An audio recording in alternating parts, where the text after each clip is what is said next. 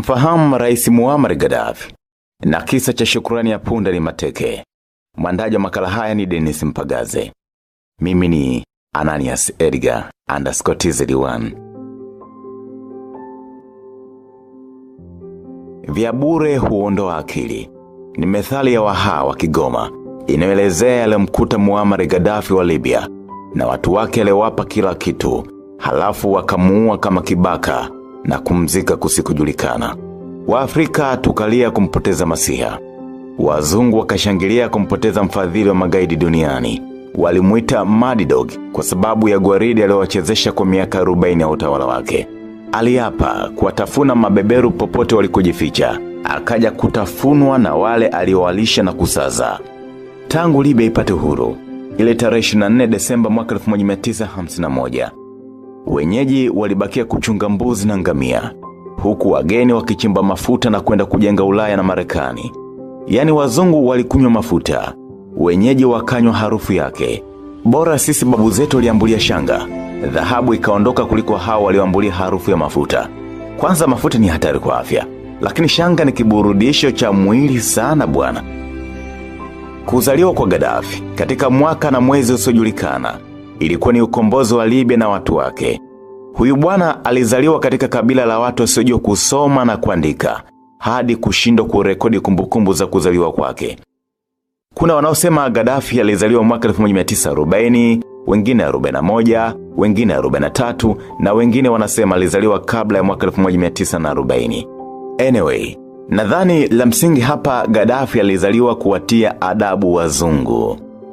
Gaddafi alivyoanza kujua mema na mabaya, wazazi wake walimpeleka shule. Alitembea kilomita 20 kufika shule. Enzi hizo hakuna daladala, ingawa alitembea juu ya ardhi yenye utajiri wa kuweza kumnunulia ndege. Ilibidi aishi msikitini siku za shule, na weekend alirudi nyumbani kuchunga mbuzi. Zamani watoto wakitoka shule walichunga mbuzi. Siku hizi wanachunga remote za television, full kukatunika. Matokeo yake kibinti kinaolewa hakijui hata kusonga ugali, lakini kinamkomalia mume wake wapike na kuosha vyombo kwa zamu. Eti ni haki sawa. Haki sawa bongo. Wenzako wanapigania kusaidia waume zao kusaka pesa wale maisha, wewe unapambana kumwadhibu mume aoshe vyombo. Uendelea bwana. Lakini kumbuka kule nyumba ndogo hakuna vya hivyo. Shuleni Gaddafi alikuwa paswa kichwa kama ilivyo kawaida ya watoto magenius. Mwaka 1961 aliendesha maandamano kupinga uamuzi wa Syria kujitoa kwenye umoja wa nchi za Kiarabu ulioasisiwa na Gamal Nasser. Adhabu aliyopewa Gaddafi ilikuwa kutimuliwa Gaba yeye na wazazi wake na kukimbilia mji wa Misrata. Gaddafi alimkubali sana Rais Nasser Gamal wa Misri kwa sababu ya itikadi zake za kimapinduzi. Gamal ndo muasisi wa yale mapinduzi ya Misri yaliyomtimua madarakani Mfalme Farouk ile mwaka 1952. Muda wote Gaddafi alifuatilia hotuba zake na kusoma sana kitabu chake cha falsafa mapinduzi. Kitabu hicho kilieleza hatua za kufanikisha mapinduzi, na kweli Gaddafi akapindua nchi. Hapo ndo nikakubaliana na ule usemi wa you are what you read, kwamba ukipenda kusoma vitabu vya mahaba ni uwe, lazima ya kuwe. Ukipenda kusoma vitabu vya kijambazi lazima uwe jambazi. Lakini ukisoma vitabu vya kuwa tajiri, huwi tajiri. Hapo sijajua kuna nini hapo.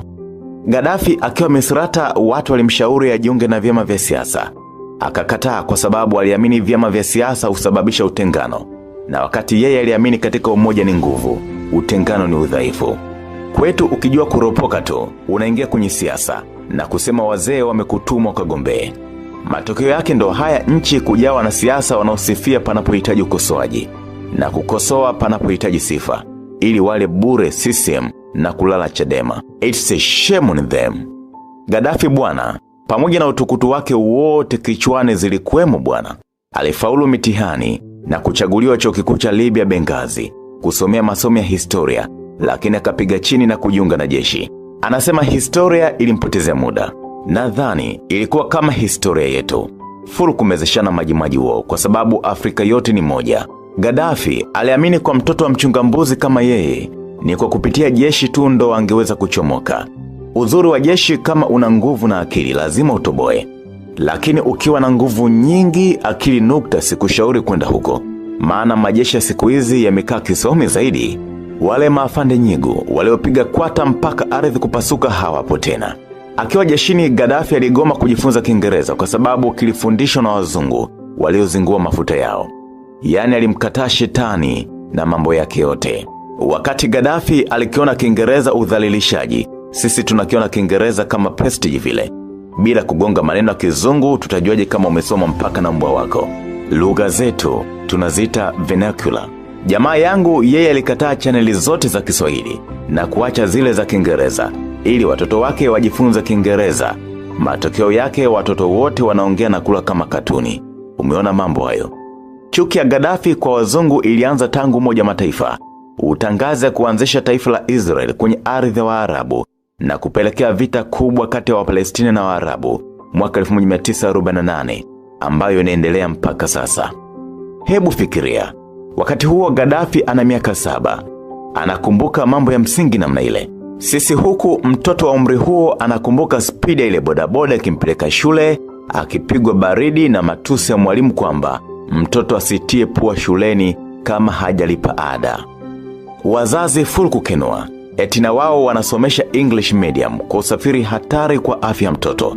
Kweli iga utesi wanao.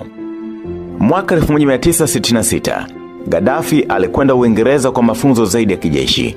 Huku Uingereza akawa kituko mitaa ya London kutokana na pamba zake. Alipiga rubega kudumisha utamaduni wa Afrika kama mimi Mmasai bwana. Huyu bwana aliipenda Afrika kwa dhati. Na wakati wengi wetu tunauchukia Uafrika, na ingekuwa inawezekana tukaumbwa upya katika muonekano mwingine, bila shaka tungechagua kuwa wazungu. Siku hizi fasheni ni mawigi kichwani, tena ya gharama kubwa yanayonunuliwa hata na mtu asiyejua mlo ujao utatoka wapi. Mzungu bandia, na hilo ndio muhimu kuliko chakula. Mzungu bandia au mzungu kichaa. Leo nafunguka. Povu ruksa. Gaddafi hakuwa na hizo mambo. Gaddafi alitoka Ulaya ameiva kama mcharo. Septemba 1 mwaka 1969, akampindua mfalume Idris akiwa zake Ugiriki kula bata. Katika mapinduzi yale hakumwaga damu hata ya mende. Wazalendo tukayaita White Revolution. Yeye akaita Jerusalem Revolution.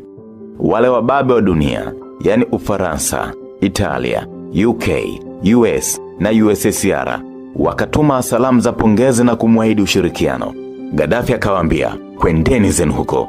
Mahusiano gani ya mwenye mali kula nyasi na mgeni kula mkati na siagi? Kwanza ondoeni ngome zenu za kijeshi kwenye ardhi yetu takatifu kabla sijawatafuna. Waingereza wakaondoka Machi na Marekani Juni mwaka uliofuata. Akawatimua Waitaliano walioishi Libya utadhani kwao. Halafu akamuhonga waziri mkuu wa visiwa vya Malta kuzuia majeshi ya NATO kutumia ardhi yao. Kama kawaida yao na mapinduzi wakikamata nchi huja na marufuku za kutosha. Alipiga marufuku maandamano, vyama vya siasa, vyama vya wafanyakazi na vyombo vya habari pia. Hapo kwenye vyombo vya habari ni kawaida kwa utawala wowote wenye mashaka. Akapiga marufuku unyanyasaji wa wanawake, marufuku kabila, marufuku kutumia lugha tofauti na Kiarabu, marufuku mtu kumiliki nyumba zaidi ya moja, na kodi za nyumba kupunguzwa kwa 30% mpaka 40%. Marufuku kujilimbikizia pesa bank, marufuku makanisa nchini, marufuku vilabu vya pombe na night clubs, marufuku kutembea nusu uchi. Hapo kwenye gambe hapo kuna njemba zitakuwa zile manchese. Marufuku kupandisha bei za vitu hovyo kama wanavyofanya kwenye baza siku hizi siku ya live band. Fulu kukatwa jerejero mpaka bukubuku eti unalipia live band, na makampuni ya bia yapo tu. Nasema hivi, hiki ni kiburi. Ni kiburi cha hali ya juu sana. Baada ya hizo marufuku, akaingia kujenga uchumi wa nchi uliovuruga na mfalme Idris. Oktoba mwaka 1969, akayabana makampuni ya uchimbaji mafuta kulipa kodi. Ndani ya mwaka mmoja tu, akakusanya bilioni 1. Kijana chini ya miaka 30, anajenga uchumi wa nchi wakati nchi nyingine kijana wa umri huo anazaa panyarodi bwana. Gaddafi akasema, tulieni enyi kizazi kilichoishi kwenye umaskini wa kunuka ndani ya utajiri wa kutupa. Mbona mtaona mengi? Nyie kaeni mkawa kula tu, maana mliliwa mno. Mwaka 1970, akaanzisha sera za utaifishaji wa makampuni ya mafuta. Alianza na British Petroleum, halafu kwa makampuni mengine yalosalia na yale ambayo yaliokusudia kuchimba mafuta Libya yalipewa sharti la 51% hisa zao kuipa serikali ya Libya. Hii ikapelekea kukua kwa pato la mwaka kutoka dola bilioni 3.8 walioikuta mpaka dola bilioni 13.7 mwaka 1974 na kupaa hadi dola bilioni 24.5 mwaka 1979. Wastani wa pato la wananchi kwa mwaka likafikia dola 8170 kutoka dola 40 mwaka 1951. Wakawapiga bao mpaka nchi zilizoendelea wakiwemo UK na Italia. Akapandisha mishahara kwa 200%. Wafanyakazi wakasema huyu sasa ndo mwanaume wa shoka. Sio kutuletea habari za uchumi kukua magazetini, halafu kelele nyingi bila utekelezaji. Wananchi wote milioni 5 wa Libya enzi hizo wakaanza kuishi kama binadamu. Nyumba bure, matibabu bure, elimu bure, umeme na maji bure kabisa. Mahari kwa waliotaka kuoa walilipiwa na kupewa vimilioni kadhaa vya kuanzia maisha. Wahuni na wasimbe wakapungua mjini. Wanawake waliojifungua walidaka mpaka milioni 10 za kutunzia vichanga. Panyarodi wakapungua sana. Si unajua maskini wengi huzaa panyarodi Haya tuyaache. Lakini babu kubwa akatoa mikopo bila riba na habari za watu kufa kwa madeni zikaisha. Ukiagiza gari serikali ililipa 50%. Kuendesha mkweche labda upende mwenyewe. Maisha ya Libya yakawa raha mustarehe sana. Wa Libya wakamuita Gaddafi Masiha. Wa Marekani wakamuita Emadidog. Unaona mchanganyiko huo? Kama mlevi tu siku ya harusi, yeye atapiga Serengeti za bure za kutosha. Safari, balimi, vyote 20 tu, vitajuana huko kutumboni. Haya mambo haya, wazee wa kupiga gambe wananipata. Kwa wingi wa pesa za mafuta, wa Libya wakatenda mema na mabaya kama wanavyojua tena. Pesa inaweza kufanya lolote. Bwana Mateso wa Mbinga anasema kama huna pesa hata dhambi huwezi kutenda. Eti utaibaje mke wa mtu na wakati huna pesa? Mateso wa Mbinga bwana, hivi yeye hajui kama vitu vya kuiba si wake za watu utaoteshewa gono la uchawi ushinde kupona. Shauri zako. Gaddafi hakutumia pesa kuiba wake za watu. Alitumia pesa kubadilisha jangwa kwa msitu, watu wakalima na kuvuna vya kutosha. Akabadili mafuta kwa pesa. Akawalipa waliomaliza vyuo vikuu mishahara mpaka pale walipopata kazi za maana. Sio zile kazi za graduate engineer kwenda kulima matikiti eti ni kazi ya maana. Siku hizi wanaita ujasiriamali. Ujasiriamali au ujasiri wazimu. Gaddafi alikuwa mtu mwema kama Reginald Mengi wa Tanzania. Hakula peke yake. Ninaamini huko peponi kapumzika kwa amani full mizingo. Sheikh Kipozeo anakwambia Uislamu raha. Huku peponi kwa mtu maskini kabisa anapewa mizingo 40. Sasa tajiri kama Gaddafi sipati picha kapewa mingapi? Allahu Akbar. Mwenyezi Mungu atuingize peponi inshallah. Katika utawala wake Gaddafi aliwainua wanawake kuanzia mtaani mpaka ikulu. Ndio waliomlinda. Kikosi chake kiliundwa na warembo zaidi ya 40. Kiliitwa Amazon Bodyguards. Nyumbu wakasema ni hawala zake. Ati huwa anawabaka kila siku. Hivi kwa cheo cha urais unahitaji kubaka? Yaani Afrika bwana, hata ukimpa mwanamke kaukuka wilaya wanasema hawala yako. Akipandishwa cheo kahongwa. Akidrive kahongwa. Akijenga kahongwa. Akiolewa na mzee kama babu yake wanasema kafuata pesa, na wakati mapenzi ni kipofu. Hivi enyi warembo, siku ile mlivyokutana na shetani kule mitaa ya Eden, mlifanyaje? Maana kila mkiinuliwa anawavuta sketi. Gaddafi alitekeleza sera ya mtu ni afya kwa vitendo. Mpaka mwaka 1978 aliongeza idadi ya madaktari kutoka 700 mpaka zaidi ya 3000. Alijenga nusu ya hospitali zilizokuwepo kila mahali tena zenye dawa. Alitokomeza mpaka malaria nchini, ugonjwa unaoua sana kuliko ukimwi.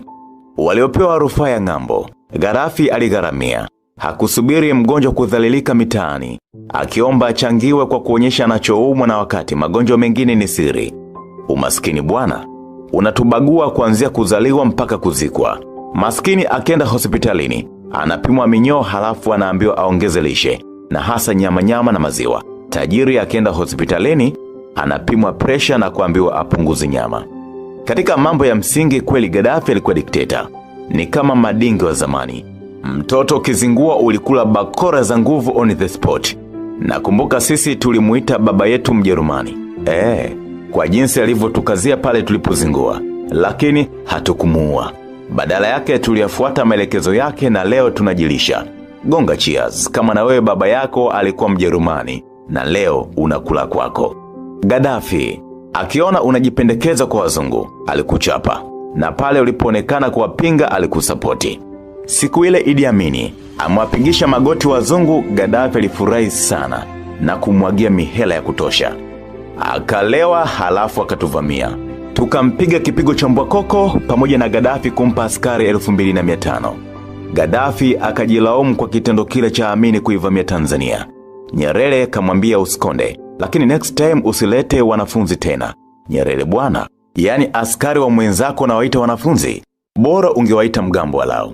Hili jeshi la Jenerali Sarakikia, Twalipo, Msuguri, Kiaro, Mboma, Waitara, Mwamunyange na Mabeo linatisha kama radi za Mbamba Bay. Wazungu ukiwa mtu wa kupigania haki zako wanakuita gaidi. Kwetu mpigania haki anaitwa mchochezi. Lugha kama hizi hazikuyafurahisha masikio ya Gaddafi. Ndio maana walioitwa magaidi yeye aliwaita freedom fighters. Akawapa support ya kumpiga mkoloni kama alivyofanya Kibango Tanzania. Zamani tulisoma vitabu vya kibabe sana. Siku hizi tunasoma vitabu laini kama urojo. Mtu anamaliza shule hajui uzalendo ni nini. Sana sana anahimizwa akaibe. Na asipoiba jamii inamuona mjinga. Hivi unajua hata Nelson Mandela aliwahi itwa gaidi? Ni kwa sababu tu ANC yake ilifadhiliwa na Gaddafi. Hata ile mwaka 1997 amekaribishwa na Gaddafi kwenda Libya, wa Marekani walimmind kumtembelea gaidi. Unajua Mandela aliwajibuje? Aliwaambia, how can you have the arrogance to dictate us who our friends should be? Hawa wazee na wakubali mpaka na umwa. Mandela na Gaddafi, hebu agizeni nyama choma huku mbinguni kwa bili ya Nyerere. Rais Anwar Sadat wa Misri alivyokubali kusaini mkataba wa amani na Israel kwenye ile vita ya Yom Kippur mwaka 1973. Badala ya kuendeleza kuzichapa, Gaddafi alimaindi balaa.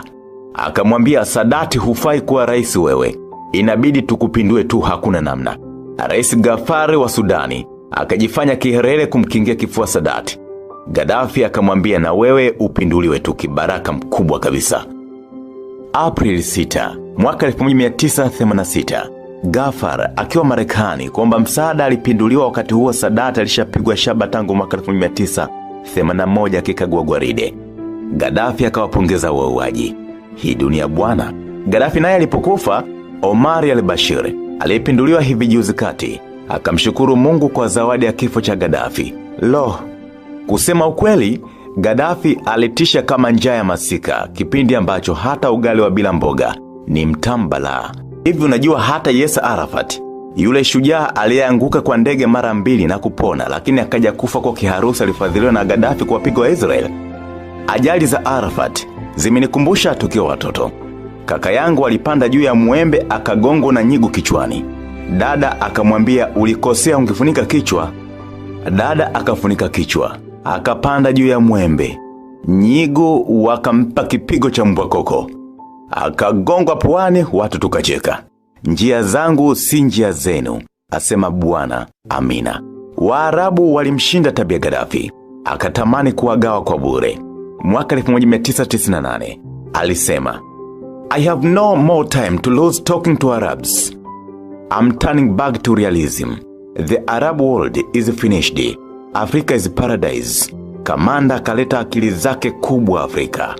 Wale wahenga, mtakumbuka ilivyokuwa ghali kupiga simu Afrika. Yani dakika moja tu pesa zimeliwa. Halafu mtu anaongea haraka utafikiri cherehani ili tu simu isikatike hajamaliza. Enzi hizo tulikumbukana kwa barua. Yote hii ni kwa sababu Afrika hatukuwa na satellite yetu. Tulitumia ya Ulaya ambayo bili yake ilikuwa dola milioni 500 kwa mwaka. Tulizilipa Ulaya. Halafu cha kushangaza, bei ya satellite moja iliuzwa milioni 400 tu. Lakini Afrika yote ilitushinda kwa sababu hatukuwa na sauti ya pamoja. Tulisubiri kupewa sadaka. Gaddafi akasema Afrika itakombolewa na sisi wenyewe. Akaweka dola milioni 500 mezani. Africa Development Bank ikatupia dola milioni 50 na West African Development Bank ikamwaga dola milioni 27. Na Desemba 26 mwaka 2007 Afrika ikapata satellite yake. Wazungu wakaumia kupoteza dola milioni 500. Afrika tukashangilia kuokoa dola milioni 500. Wahenga wakasema kufaana. Afrika tukaanza kushuhudia makampuni ya simu kuzaliwa kama uyoga. FM radio zikaanza kurindima Afrika na madisha TV kusambaa mpaka vijijini. Kwa mara ya kwanza, mwanakijiji wa Viwawa Songwe akatazama mieleka ya John Cena akilitwanga li Big Show. Afrika ikafunguka kutoka kwenye cave mithili ya kipofu kaona jua. Alipoweka mawasiliano sawa, akaelekeza nguvu, pesa na akili zake katika ujenzi wa taasisi za kifedha. Gaddafi akatenga dola bilioni 30 ili kumalizia miradi hiyo mikubwa ya kifedha iliyoanza, lakini Obama akazitaifisha hizo pesa. Miradi ikafa kifo cha mende. Lengo la Gaddafi ilikuwa mwaka 2011 Africa Monetary Fund, ambayo makao yake makuu yangekuwa Yaounde na African Central Bank ingefunguliwa huko Abuja, Nigeria. Wazungu kuona hivyo wakamtafuna Gaddafi haraka kama karanga za Diamond. Ili Afrika iweze kufanikiwa, tuna kila sababu ya kumwangamiza Kora au tuite mzungu. Wakati wana wa Israel wanaelekea Kanaani kutoka Misri, kuna Muisraeli aliitwa Kora. Kazi yake kubwa ilikuwa ni kupinga safari ya Musa na wana wa Israel, bila Mungu kuingilia kati kumwangamiza Kora na kundi lake. Yamkini wana wa Israel mpaka leo wangekuwa hawajafika Kanaani. Mungu aliifunua ardhi, ikammeza Kora. We fikiria, eti kutoka Misri kwenda Israel walitumia miaka zaidi ya 40. Bwana. Siku zilivozidi kwenda, Gaddafi alianza kupata upinzani kutoka nyumbani kwamba alizitapanya pesa za nchi hovyo, na wakati uchumi wa nyumbani unayumba. Tatizo wa Libya hawakumuelewa. Gaddafi aliamini Libya haiwezi kuwa salama bila nchi zote za Kiarabu na Afrika kuungana. Mwaka 1977, wanafunzi wa vyuo vikuu na baadhi ya wanajeshi wakaendesha mgomo kuupinga utawala wa Gaddafi, akawaua. Februari mwaka 1978, Gaddafi akagundua njama za mkuu wa usalama jeshini kutaka kumuua, akapangua. Agosti mwaka 1978, mahusiano kati ya Lebanon na Libya yakavunjika, ni kwa sababu Imam Musa al-Sadri alipotelea Libya. Mwaka 1979, Marekani ikaiweka Libya kwenye orodha ya nchi zinazofadhili ugaidi duniani. Mwaka 1980 na mwaka 1982, Marekani ikaiwekea vikwazo vya kiuchumi Libya. Mwaka 1984, shambulizi la kwanza kwenye makazi ya Rais Babu al-Azizi likafanyika. Mwaka 1984, mahusiano na UK yakavunjika baada ya askari wake mmoja kufia nje ya ubalozi wa Libya huko London.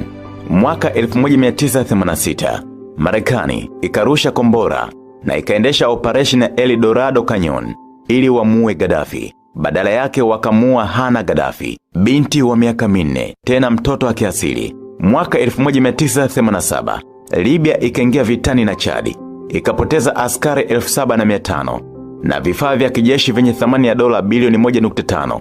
Kuanzia mwaka 1982 mpaka mwaka 1986, mapato ya mafuta yakashuka sana kutoka dola bilioni 21 mpaka dola bilioni 1.4. Uchumi ukaanza kudorola. Mwaka 1993, Gaddafi akanusurika kupinduliwa. Septemba mwaka 1995, Islamists wakafanya shambulio Benghazi. Gaddafi umri umekwenda, uchumi umeyumba, kila mtu anampiga mawe, hadi wale aliowalisha na kusaza. Wazungu wanamuita Mad Dog, watu wake wanamuita dikteta. Hawamtaki tena Gaddafi. Ndugu zake wa Arabu ndo hataki kuwasikia kabisa tangu ile mwaka 1998 alivyotangaza kuachana nao. Sasa siku nilipopigia mstari kwamba Gaddafi alikuwa kichwa ni ile siku ya tukio la Septemba 11. Alijitokeza hadharani kukemea ugaidi na kuwaomba wa Libya wote kuungana na Marekani kutokomeza ugaidi. Alikuwa wa kwanza kutoa Arabia kumkamata Osama bin Laden. Mwaka 2003, Saddam Hussein wa Iraq alipopinduliwa tu, Gaddafi alibadili sera zake za nje dhidi ya wazungu. Akaanza kula nao sahani moja ili wasije kumuua kabla hajamaliza ile miradi yake mikubwa ya kuiunganisha Afrika. Uingereza ikamuondolea vikwazo. Mwaka huo pia Gaddafi akakubali kuwajibika kwa yale mashambulizi yaliyotokea mji wa Lockerbie huko Scotland alikosoma Nyerere na kuua mamia ya watu. Gaddafi alikubali kulipa bilioni 2.7 kwa wahanga. Mwaka 2006, Marekani ikamuondolea vikwazo, na mwaka 2009 Gaddafi alitembelea Marekani kwa mara ya kwanza na kuhutubia Umoja wa Mataifa. Mwaka 2010, EU ilipatia Libya zaidi ya dola milioni 50 kuzuia wakimbizi kwenda Ulaya kuzengea maisha. Nadhani unaweza ona Gaddafi alivyokuwa smart. Aliamua kutumika na kafiri atimize miradi yake Afrika. Ndoto yake ilikuwa ni kuona USA nyingine ikizaliwa Afrika, yani United States of Africa, ili awakamate makalio wazungu, lakini wakamuai. Walimuua mwaka ule ambao Africa Monetary Fund na Benki ya Afrika vingefunguliwa. Halafu wazungu walivyo washenzi, waliwatumia wa Libya kumuua rais wao. Wao walichofanya ni kumbatiza Gaddafi jina baya. Si unajua ukitaka kumuua mbwa wako unampa jina baya? Wakasema Gaddafi ni dikteta. Gaddafi anabaka walinzi wake. Gaddafi anafaidi utajiri wa mafuta peke yake. Gaddafi anafadhili ugaidi duniani. Jina baya la Gaddafi likaenea Afrika na duniani kote. Gaddafi akapoteza mvuto ndani na nje ya nchi. Wananchi wakaandamana kwa mgongo wa demokrasia, tena wasioijua. Gaddafi akawaambia, wanawadanganya mniue, lakini kumbukeni mtalipa gharama, mtakuja juta. Oktoba 20 mwaka 2011, Gaddafi akauawa na kuzikwa kusikojulikana kwa hofu ya kaburi lake watu kulifanya mahali patakatifu. Nchi ikapata demokrasia ya watu kusema hovyo, watoto wenye mimba kuendelea na shule, demokrasia ya mashoga na wasagaji kufanya kama Sodoma na Gomora, na demokrasia ya mwenye nguvu mpishe, maskini afie mbele. Kosa alilolifanya Gaddafi ni kutoandaa akina Gaddafi wengine wengi ili waje wavae viatu vyake baada ya mdundo wa ngoma kuisha. Hili ndilo tatizo la Afrika yote. Kiongozi anaondoka kivyake na anaingia anaanza upya, utadhani nchi iliongozwa na sungura. Fulu kupigana vijembe kama wadada wa saloni. Yani wale waliokusuka ukiondoka utasikia, wala hataja pendeza. Wigi lenyewe kama kofia la askofu. Lo, kweli ondoka usemwe. Gaddafi alibarikiwa wake wawili na watoto 8. Mke wa kwanza Bi Fetie Nuri al-Khalid, ambaye waliishi naye mwaka mmoja na kumzaa Muammar Gaddafi, ambaye walitegemea ndoa angekuwa mrithi wa Gaddafi, lakini yeye hakupenda kabisa siasa. Kwa sasa anaishi zake Omani. Kwa mke wa pili Bi Safia, ambaye walikuwa naye mpaka Gaddafi anauawa, walibarikiwa watoto 7. Kati ya watoto 7, 3 waliuawa wakati wa vita, wengine walikimbilia Omani na mama yao. Lakini pia Gaddafi aliadapti watoto 2, Hana na Miladi. Hana aliuawa siku Marekani wameivamia Libya. Kitambaa cheusi. Historia hii inaishia hapa. Huyu ndio Muammar Gaddafi.